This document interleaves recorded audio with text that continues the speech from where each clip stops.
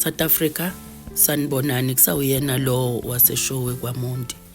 Bengisacela nje ukwenza le video yokuthi ngicela ukuxolisa even in advance to anyone oyoke athi mayihlangana nami either angibingelele kwi-setup yase-mall noma la phandle esixukwini bese kuba ngathi angimzwanga noma ngenze ngathi angimzwanga. Ngiyaxolisa. Kune comment la on one of the social media platforms enginawo, umuntu othi ungibingelelile ngibone e-mall thizeni, ngeke ngisayisho nokuthi yipi, ngenza ngathi angimzwanga. Ngikhumbula kahle ngiphume kanye ngaye e-mall kuleli viki, ngihlale endlini isikhathi esiningi ngoba sometimes mina ngumuntu ogqunywa endlini for a reason, and mangiphuma ngisuke ngiphuthuma into ethile.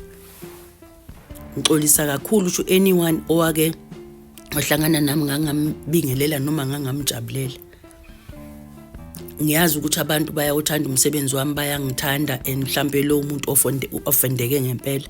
Ngiyaxolisa Nkosi yami, suke kungesiwo amabomu noma ngaleso sikhathi ofike ngaso ngempela ngisuke ngekho right.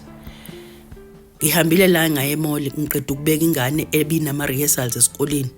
Ingane yathi mama mangingenawo lama pumps afunekalayo amhlophe esikoleni ngeke bazongikhipha ezithombeni, ngeke ngishuthe. Akekho kumzali othanda ukuthi ingane yakhe ingabibikho ezithombeni zasesikoleni, izithombe nezinye ingane izobe zikuyo. Phuthuma e-mall ngihamba nalezi ezinye ingane zakube ezimbili. Ngahamba i-mall yonke, i-mall uyazi ngikhuluma i-mall ngayihamba ngenyawo yonke, bengingena choice ngihambe ngiphuma ngene eindaweni zezicathulo ngingayitholi ngawathola ama-pumps amhlophe. Ngahamba ngaze ngicishe ngadikila, ngizizwa kahle ukuthi abonayo manje sekunesiyezi sekuthi angiwe ukuthi angikhaleke manje ngoba lama-pumps awekho.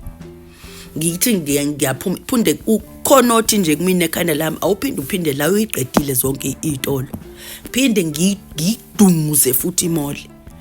Angazi ukuthi lo muntu uhlangane nami at which point, angazi ukuthi uhlangane nami bese ngikanjani noma yila ngempela bese ngifuna ngempela ukuthi ayingeke.